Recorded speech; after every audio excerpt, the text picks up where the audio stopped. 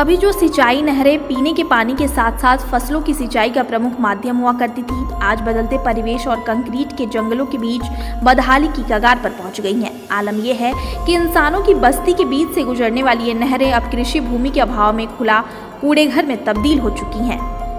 इन नहरों की देखभाल की सूद न तो सिंचाई विभाग के अफसरों को है और न ही स्वच्छ भारत अभियान की दुहाई देने वाले नगर निगम के जिम्मेदारों की। यही वजह है कि तंत्र की अनदेखी के चलते अब सिंचाई नगरें अपनी बदहाली पर रो रही हैं। हल्द्वानी नगर निगम कार्यालय के ठीक बगल से नवाबी रोड को गुजरने वाली सिंचाई नहर भी लंबे समय से बदहाली का दंश झेलने को मजबूर है, लेकिन इसकी दशा सुधारने की सुध किसी ने नहीं ली। आलम यह है कि इस नहर को अब दुकानदारों और आसपास के घरों के रहने वाले लोगों ने कूड़ा घर बना दिया है। यहाँ नहर में लगा कूड़े का ढेर अब आसपास के लोगों की परेशानी का सबब बन चुका है। बरसात के दिनों में कूड़े का ढेर नहर के बाहर निकलकर लोगों के घरों और दुकानों तक घुस जाता है। अमृत विचार की टीम ने जब मौके पर जाकर स्थानीय लोगों से बात की तो उन्होंने कहा कि आखिरी बार इस नहर की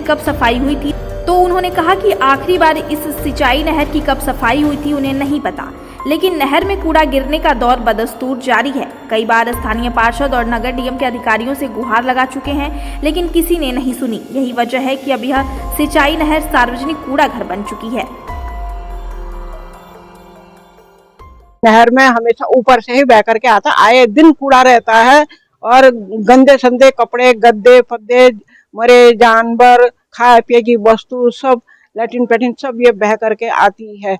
नगर निगम के कभी आते हैं, जल केनाल वाले साफ सफाई करते रहते हैं, लेकिन एक दिन सफाई होती है, दूसरे दिन फिर कूड़ा रहता है। लोगों को पब्लिक की भी गलती है, वो लोग भी डालते हैं, घरेलू लोग भी डालते हैं कि नहर की हमेशा सफाई रहे, नहर में गंदगी न हो। जो नहर के किनारे रहते हैं उनको बदबू आती है, उनके लिए परेशानी होती है। नहर फुल हो जाती है तो हम लोग घरों में पानी घुसता है। कुछ होते हैं कि हमेशा नहर सफाई रहे, तो उसमें झाड़ी झंकार ना हो, उसमें गंदगी ना हो।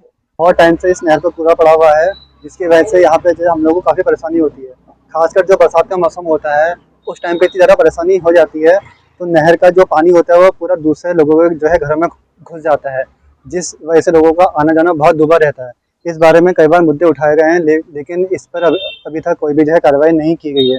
तो मेरा प्रशासन से अनुरोध है कि जल्द से जल्द इस कार्रवाई पे की जाए, इस पर कार्रवाई की जाए और इसका जो है निवारण किया जाए। हल्द्वानी शहर के मध्य एक सुंदर सी नहर, जिसको बरसाती नहर हम कहते थे बहुत पहले, आज उसकी दुर्दशा को देख करके ऐसा सोच मन में आता है कि ये किसकी कृति होगी।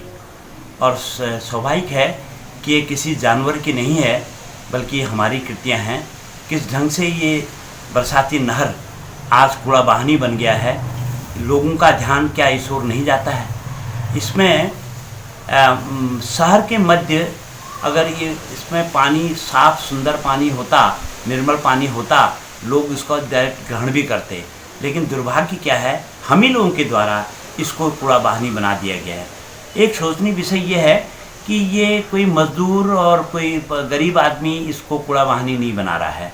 ये बड़े बड़े प्रतिष्ठान के नहर के किनारे जो लोग बसे हुए हैं, दुकानदार हैं या जिनकी बड़ी बड़े बिल्डिंग्स हैं, उनके द्वारा सामान इसके अंदर कूड़ा के रूप में नदी इस जल स्रोत जो नीचे जाके कहीं न कहीं कृषि योग्य या पीने योग्य पानी भी लोग पहले इस्तेमाल करते थे, आज उसकी दुर्दशा ये शहर वालों ने ही की है। और शहर वाले गांव वालों को एक इनाम के रूप में कूड़ा दे रहे हैं। इस नहर में इतना पानी नहीं है कि वो पूरा कूड़े को धक्का लगा सके। बार बार इसके प्रति लोगों का ध्यान आकर्षित किया जा रहा है, लेकिन मैं नहीं समझता जब तक लोगों को ये सिविक सेंस नहीं आएगा कि मैं कहाँ गंदगी डाल रहा हूँ। क्या यह जल, जिसको हम गंगा जल कहते हैं, क्या ये कूड़ा डालने का स्थान है? नहीं। ये सोच जिस दिन बदलेगी तभी इन जल स्रोतों का सफाई स्वच्छ होने का कार्य सिद्ध हो सकता है।